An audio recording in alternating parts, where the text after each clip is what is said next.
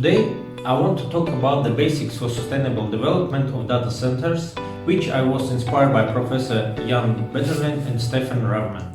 The first basis is the reduction of energy consumption. It is desirable that all energy supplied to the data center be converted into an IT load. It's mean PUE 1.0. The second basis is the minimum installed capacity of the data center, which must be taken from the country's energy system.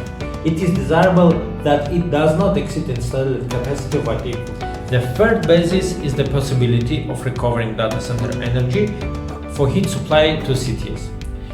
One of the key tasks for fulfilling this three basic principle is the data center cooling system.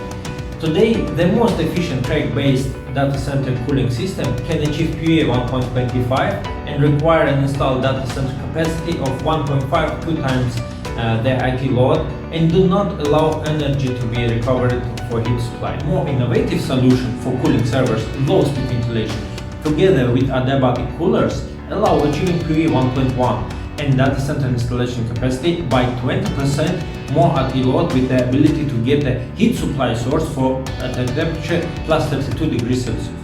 And the most innovative cooling solution using loop heat pipes allows a 4% reduction in the annual power consumption of data center relative to the IT load and lower the data center installation capacity to the capacity of the IT load itself with the heat supply source with a temperature of plus 50 degrees Celsius.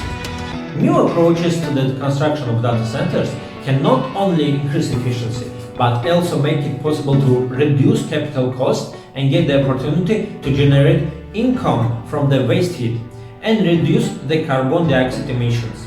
If you plan to build a data center, then make sure how it meets these three fundamentals.